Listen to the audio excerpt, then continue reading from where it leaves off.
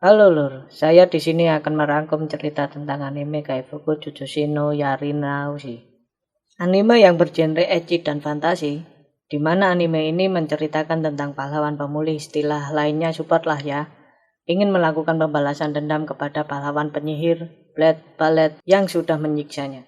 Di awal cerita akan dilihat seorang wanita yang setengah telanjang, ya bisa para wibu mengambil sabun lah. Di sini kita akan dilihatkan tokoh utama yang bernama Kearu, yang dapat menyimpulkan jika kemampuan penyembuhan adalah untuk menyembuhkan. Kekuatan yang didapatkan Kearu menjadikan dirinya selalu dieksploitasi. Kearu yang dianggap tidak berguna, dirinya berambisi untuk menjadi pahlawan terkuat demi bisa merubah masa depan sesuai harapannya. Dan masuklah ke intro.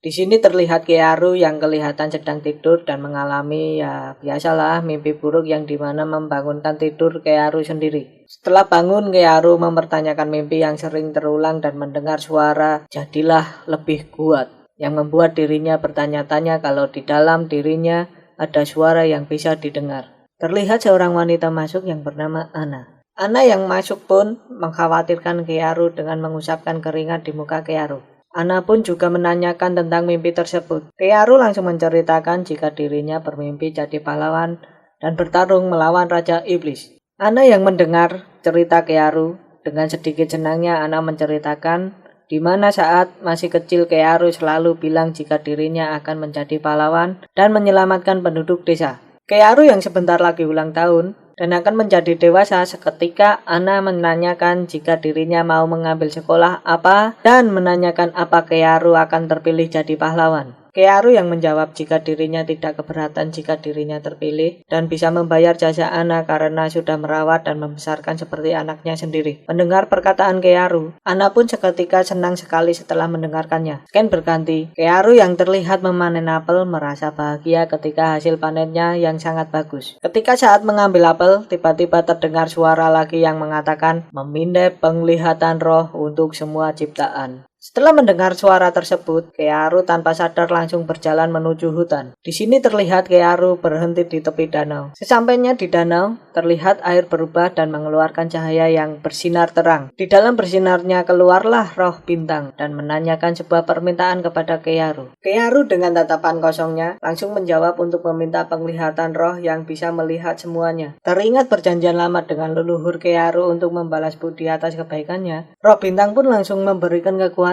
dengan mencium mata kanan Kearu. Kearu yang sudah mendapatkan kekuatannya, seketika dia bisa melihat status roh bahkan nama aslinya. Setelah mendapatkan kekuatan, Kearu yang masih belum percaya pada dirinya langsung melihat dirinya di pantulan air danau. Scan pun berpindah di suatu tempat dan memperlihatkan Kearu dengan tatapan kosong yang sedang melihat pertarungan 3 pahlawan melawan Raja Iblis. Di sini terlihat 3 pahlawan itu adalah yang pertama Flare menjadi pahlawan penyihir. Di sini Flare sendiri sudah bisa memakai sihir bintang 7. Lalu ada pahlawan Ballet yang menggunakan senapan sebagai senjatanya. Selanjutnya pahlawan Blade merupakan seorang pendekar pedang. Pertempuran ketiga pahlawan dengan Raja Iblis pun berlangsung sengit. Jurus andalan pun dikeluarkan dan pada akhirnya ketiga pahlawan pun tumbang saat menerima serangan dari Raja Iblis.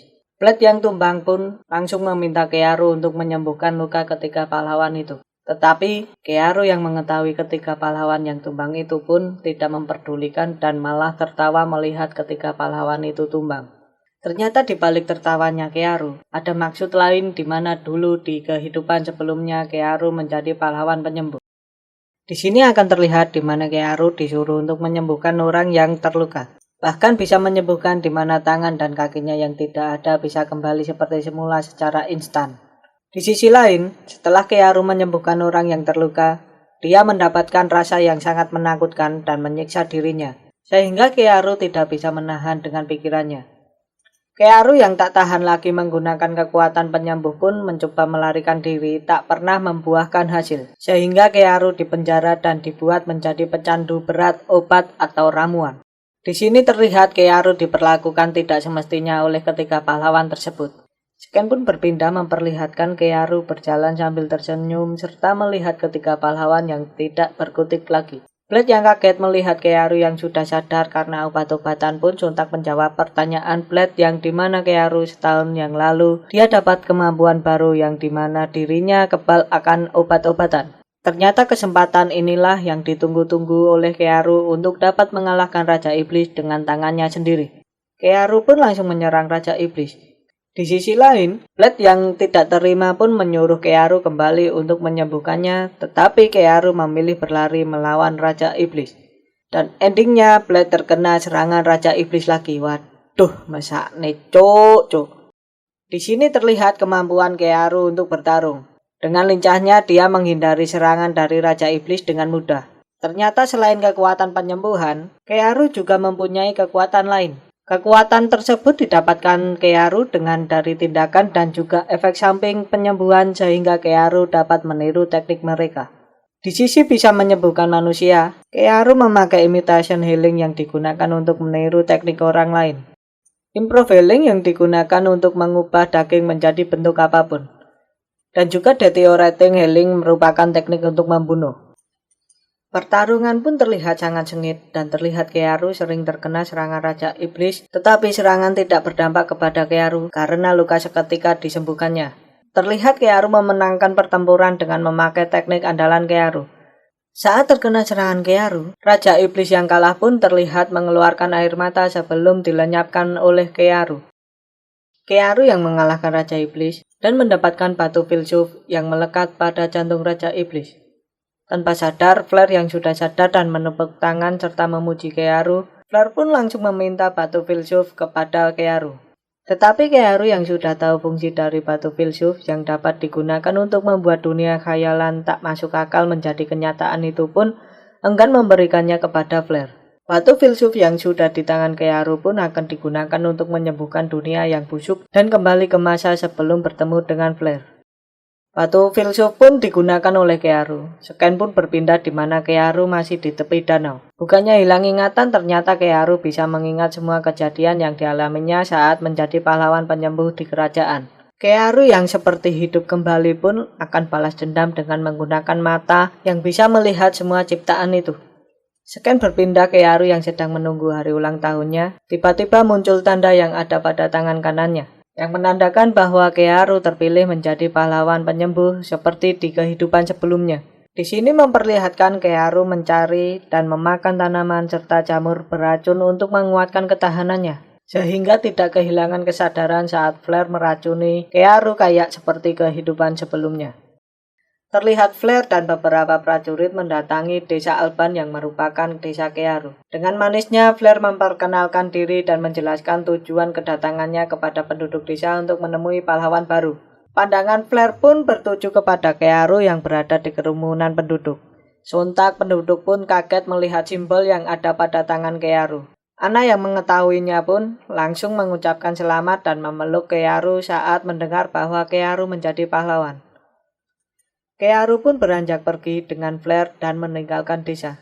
Setelah di dalam perjalanan, Kearu langsung melihat status dari semua prajurit yang mengawal Flare. Terlihat status dari prajurit, bahkan ada seorang komandan merupakan sosok yang sangat kuat.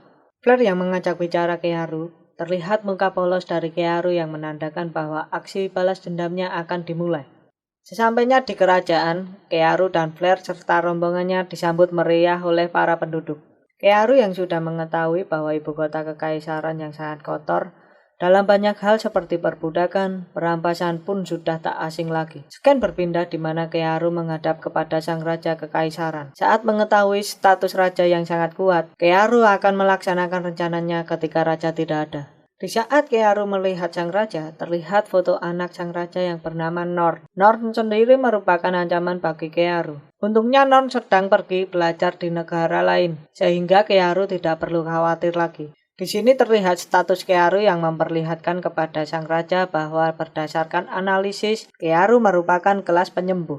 Terlihat muka Flare yang merasa kecewa. Saat sang raja mengetahui kekuatan Kearu, sang raja pun meminta Kearu untuk menyembuhkan pendekar pedang yang sangat hebat sedang kehilangan tangannya saat melawan iblis kelas tinggi.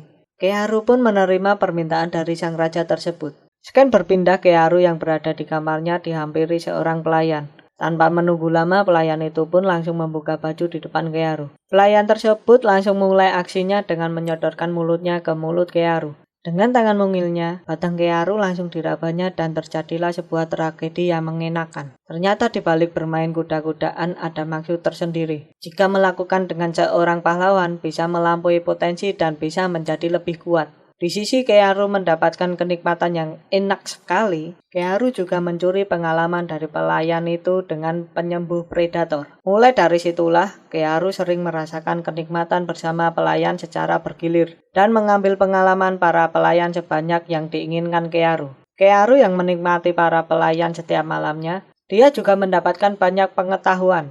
Terlihat Flare dan Kearu menghampiri seorang pendekar pedang agung yang bernama Kureha Krelet yang sudah berada di kastil yang terlihat kehilangan tangan kanannya. Setelah memperkenalkan diri, Kearu pun langsung memulihkan tangan Kureha dengan kekuatan pemulihannya. Saat memulihkan tangan Kureha, Kearu pun merasakan pengalaman yang dialami Kureha yang membuatnya tak sadarkan diri. Kureha yang bangga melihat tangannya pulih pun kaget melihat Kearu sudah tergeletak tak berdaya di tanah.